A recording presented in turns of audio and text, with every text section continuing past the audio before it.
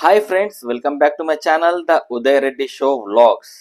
So తమ్నెల్లో చూసినట్టు ఈరోజు మనము ఈ నిన్న రిలీజ్ అయిన కొత్త మూవీ కన్నప్ప యొక్క రివ్యూకి వెళ్దాం అనమాట. So let's watch Kannappa movie review.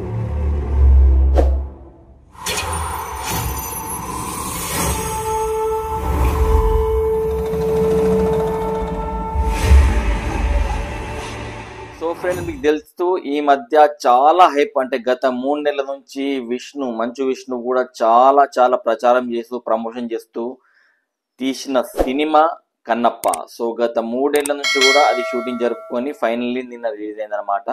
So Kannappa, ఇంత హైప్ చేసిన కన్నప్ప మూవీ ఎలా ఉందో, అసలు అంచనాలు ఎంత భారీగా ఏర్పడ్డాయంటే శ్రీ విష్ణు మీద ఎంత ట్రోల్స్ వస్తాయో, ఎంత ఘోరంగా మూవీ ఉంటుందో, అసలు మూవీ హిట్ అవుతుందా లేదా, ఎందుకంటే 100 కోట్లతో తీశానని చెప్పేసి విష్ణు ఇంటర్వ్యూలో చెప్పాడు. సో అదంతా కూడా జరుగుతుందా జరగలేదా అని చెప్పేసి ఎంతో ఉత్కంఠతతో అందరు ఎదురు చూసిన మూవీ పేరే కన్నప్ప.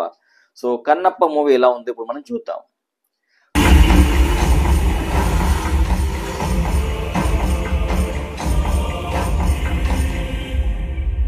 సో ఫ్రెండ్స్, విష్ణు అన్ని ఇంటర్వ్యూలు చెప్పినట్టే ఇది పాత భక్త కన్నప్ప మూవీ టైప్ అయినమాట. కాకపోతే కొత్తగా కొంచెం అతను నేరేషన్ ప్లస్ కొత్త కథ అల్లుకొని దీనికి చేశాడనమాట.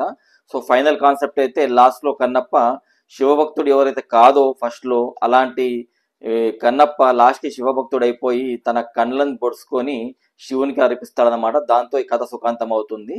సో ఇది మామూలు ప్లేన్ స్టోరీ. సో దీన్ని కొత్త నేరేషన్తో విష్ణు తీశాడనమాట. సో ఫస్ట్ హాఫ్ అందరు ఇప్పుడు ఏం చెప్తుందంటే యూట్యూబ్ రివ్యూలలో, అన్ని రివ్యూలలో ఫస్ట్ హాఫ్ బాగాలేదు, సెకండ్ హాఫ్ మాత్రం బాగుంది అని అంటున్నారు. సో నాకైతే చూసిన తర్వాత నాకైతే ఏం చెప్పాలో అర్థం కావట్లేదు. ఎందుకంటే ద బిగ్గెస్ట్ మిరాకిల్ ఏంటంటే మూవీలో విష్ణు ఓవర్ యాక్టింగ్ చేయలేదు. సో చెప్తున్నా మరొకసారి, మనం అందరూ ట్రోల్ చేసేది విష్ణు మీద ఏంటంటే మంచు విష్ణు మీద, అతను బాగా ఓవర్ యాక్టింగ్ చేస్తాడు, అతనికి యాక్టింగ్ రాదంటారు. కానీ విచిత్రం ఏంటంటే ఇందులో విష్ణు ఓవర్ యాక్టింగ్ అస్సలు చేయలేదు. చాలా చాలా న్యాచురల్ యాక్టింగ్ చేశాడు అనమాట. సో అందులో మాత్రం 100%, 100కి 100 మార్క్స్ మనం విష్ణుకి వేయాల్సిందే. కాకపోతే ప్రాబ్లం ఎక్కడ వచ్చిందంటే ఫస్ట్ హాఫ్ కంప్లీట్లీ బాగాలేదు అంటే చెప్పలేము. ఫస్ట్ 1.5 అవర్లో, ఫస్ట్ హాఫ్లో ఒక 1 అవర్ వరకు మాత్రం చాలా బాగుంటుంది. విష్ణు చిన్నప్పుడు స్టోరీ నుంచి స్టార్ట్ అవుతుంది అనమాట. చిన్నప్పుడు విష్ణు ఎలా దేవుడు అంటే ఆగ్రహించుకున్నాడు, దేవుడిని ఎలా నమ్మలేదు, ఏ కారణాల చేత నమ్మలేదు అని స్టార్ట్ అవుతుందంట మూవీ అంతా కూడా. సో మూవీ విష్ణు చిన్నప్పుడు రోల్ని విష్ణు యొక్క కొడుకు పోషించాడు. అతను కూడా చాలా బాగా యాక్టింగ్ చేశాడు ఉన్న 10 నిమిషాలైనా సరే. దాని తర్వాత శరత్ కుమార్ విష్ణు యొక్క తండ్రి గారి పాత్ర ఇందులో పోషించారు. తర్వాత మోహన్ బాబు ఇందులో ఒక పంతులు, అంటే ఒక ఆచార్యుని వేషం పోషించారనమాట. సో ఈ విధంగా ఫస్ట్ 1.5 అవర్లో 1 అవర్ మాత్రం చాలా బాగానే ఉంటుంది. ఇంకోటి ఒక లవ్ ఎపిసోడ్ నడుస్తుంది అనమాట. సో ఫస్ట్ హాఫ్లో ఒక లవ్ ఎపిసోడ్ నడుస్తుంది అనమాట, హీరోయిన్ ప్లస్ మంచు విష్ణు మధ్యలో. సో అది 1.5 అవర్లో ఒక 1 అవర్ బాగా అనిపిస్తుంది. కాకపోతే ఆ తర్వాత last 1 hour, half an hour ఏదైతే ఫస్ట్ హాఫ్లో ఉంటుందో అందులో కొంచెం బోరింగ్గా అనిపిస్తుంది అనమాట. అదే విధంగా ఒక వార్ ఎపిసోడ్ కూడా వీళ్ళు క్రియేట్ చేశారనమాట. ఒక విలన్ క్రియేట్ చేసేసి వాళ్ళు వీళ్ళ గూడాలపై దండయాత్రకు వచ్చేసారు, లింగం కోసం ప్రయత్నిస్తారని చెప్పేసి ఒక క్రియేట్ చేశారు కల్పిత కథ. అదంతా బాగానే ఉన్నది. కాకపోతే ఎక్కడనో ఫస్ట్ 1.5 అవర్లో ఒక 1 అవర్ తర్వాత మనకు అంత బాగానే గడుస్తుంది, అంత బాగానే అనిపిస్తుంది, అంత బాగానే కనిపిస్తుంది. కాకపోతే ఎక్కడనో ఒక చాలా మనం బోర్ ఫీల్ అవుతాం. ఏం హై ఉండదు అనమాట. మరీ అంత బోర్ కాకుండా ఒక హై పాయింట్ అనేది ఏమి ఉండదు అనమాట ఇందులో. సో దానివల్ల ఏమైపోతుందంటే ప్లెయిన్గా సాగిపోతుంది ఫస్ట్ హాఫ్ మొత్తం అనమాట. సో సెకండ్ హాఫ్లో బిఫోర్ ఇంటర్వెల్ బ్యాంగ్ ఏముంటుందంటే అప్పుడు మోహన్ లాల్ గారి ఎంట్రీ ఉంటుందన్నమాట. అదొక్కటి అప్పటి వరకు కొంచెం లోగా ఉన్న ప్రేక్షకుల్ని కొంచెం హైలైట్ తీసుకొచ్చేది ఏంటంటే మోహన్ లాల్ ఎంట్రీ అనమాట. సో మోహన్ లాల్ ఉండేది ఒక 10 నిమిషాలైనా సరే కానీ ఇంటర్వెల్ బిఫోర్ 10 నిమిషాలని అతను కట్టిపడేస్తాడనమాట ఒక అర్జునుడి ఎపిసోడ్తో. సో ఆ విధంగా ఫస్ట్ హాఫ్ సాగిపోతుంది. సో సెకండ్ హాఫ్లో ఏమవుతుందంటే మళ్ళీ తర్వాత ఆ లవ్ యాంగిల్ ఒకటి కంటిన్యూ అయిపోతూ వాళ్ళిద్దరు కలిసి వెలివేయబడడం, గూడెం నుంచి వాళ్ళిద్దరు బయటకు వెళ్ళేసి ఒక హోమ్ని క్రియేట్ చేయడం, ఒక గుడిసెని క్రియేట్ చేసుకోవడం, వాళ్ళు కాపురం చేయడం, అవన్నీ గడిచిపోతుంది అనమాట. సో ఆ విధంగా సెకండ్ హాఫ్ ఈ యొక్క ఫస్ట్ 1 అవర్ కూడా కొంచెం మనకు అంటే నార్మల్ స్టోరీలా అనిపిస్తుంది అనమాట. దాని తర్వాత అందరూ అంటున్నారు, నాకు ఒకటి అర్థం కాలేదు. అందరూ అంటున్నారు ప్రభాస్ ఉన్న 20 మినిట్స్ పెద్ద హై అంటారు కానీ అంత హై ఏం లేదు నిజంగా చెప్పాలంటే. అదేదో ప్రభాస్ ఫ్యాన్ కనిపిస్తుంది అనుకుంటా. ప్రభాస్ ఇందులో చేసింది 20 మినిట్స్ అయినా కానీ అవన్నీ కూడా నాకు తెలిసి ఒక 3-4 రోజుల్లో షూటింగ్ కంప్లీట్ చేశాడు. అవన్నీ కూడా కంప్యూటర్ గ్రాఫిక్స్ షాట్సే. ఈ మూవీ మొత్తం న్యూజిలాండ్లో తీశారు. న్యూజిలాండ్ ఎందుకు తీశారో నాకు అస్సలు అర్థం కాలేదు. ఎందుకంటే తీసింది మొత్తం గడ్డిలోన, అంత పెద్ద కొండలు గుట్టలు కూడా ఏం చూపించలేదు.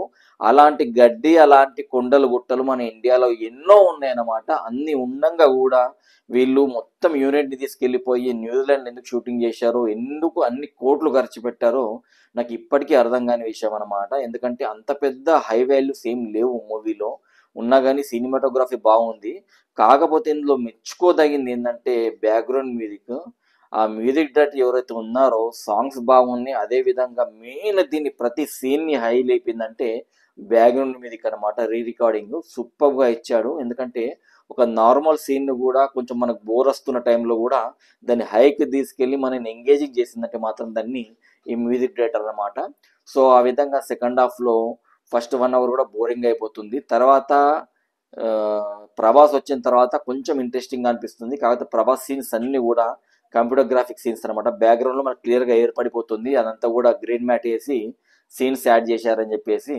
సో కొంచెం ఆ, ఒక ఆర్గ్యుమెంట్ దేవుడు గురించి ఈ, మంచు విష్ణుతోని, దాని తర్వాత ఆర్గ్యుమెంట్ మోహన్ బాబుతోని, ఇవన్నీ కూడా జరుగుతుంటాయి అన్నమాట. కాకపోతే బోర్ అనేది ఎక్కడ వస్తుందంటే మనకు అదంతా కూడా కంప్యూటర్ గ్రాఫిక్ షాట్స్ అన్నమాట. చీకట్లో తీసిన షాట్స్ అవన్నీ కూడా బ్యాక్గ్రౌండ్ లో మొత్తం కొండలు గుట్టలు అన్ని కూడా కంప్యూటర్ గ్రాఫిక్స్ అని మనకి ఈజీగా అర్థమైపోతాయి అనమాట.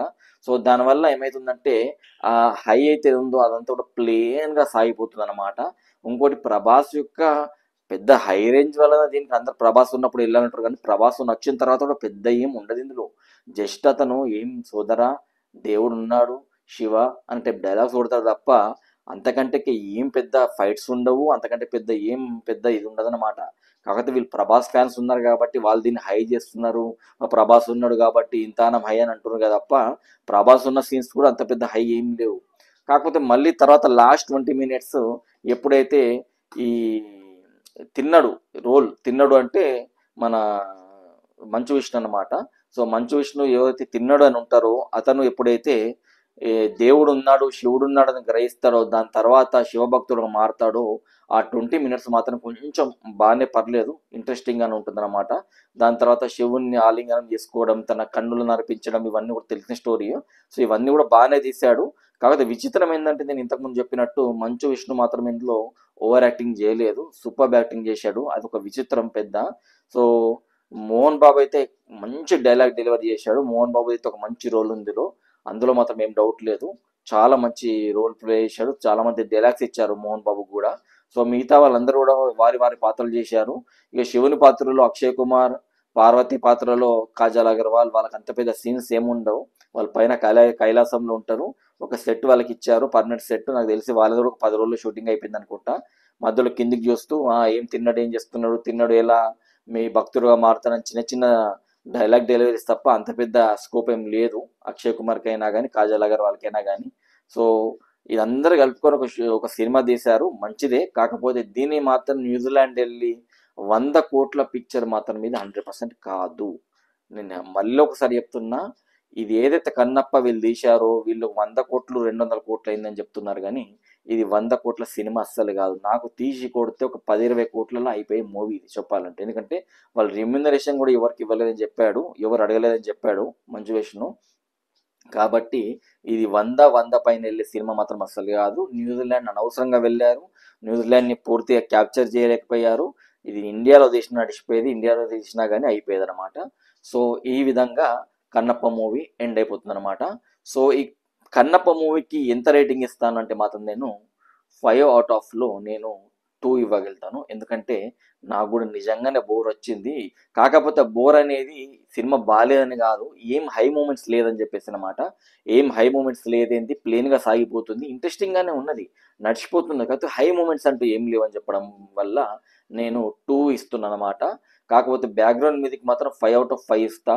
మంచు విష్ణు యాక్టింగ్ మాత్రం 5/5 ఇస్తా. Plus at the same time Mohan Babu కూడా 5/5 ఇస్తా. కాకపోతే కొంచెం హై మూమెంట్స్ ఏముండే అనమాట, దానివల్ల కొంచెం 2.5 వరకు అయితే ఇవ్వగలుగుతా. 2 కాదు కానీ 2.5 ఇవ్వగలుగుతా, హాఫ్ ఇవ్వగలుగుతా. 5కి 2.5 ఇవ్వగలుగుతా అనమాట. కాకపోతే ఒక్కసారి చూడొచ్చు, అది కూడా మీ ఇష్టం ఉంటేనే.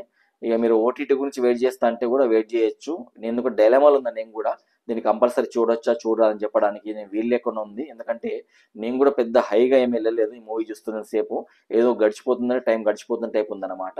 సో ఈ విధంగా కన్నప్ప మూవీ చూడడం జరిగింది. ఐ హోప్ మీకు ఈ రివ్యూ నచ్చింది అనుకుంటా. సో మీకు ఇష్టం ఉంటే చూడండి, లేకపోతే లేదు. నేను మాత్రం యాజ్ రివ్యూయర్ మీకు కంపల్సరీ చూడమని అయితే ఏం చెప్పాను అనమాట. సో వీడియో నచ్చినట్టయితే తప్పకుండా లైక్, షేర్ అండ్ సబ్స్క్రైబ్ చేసుకోగలరు.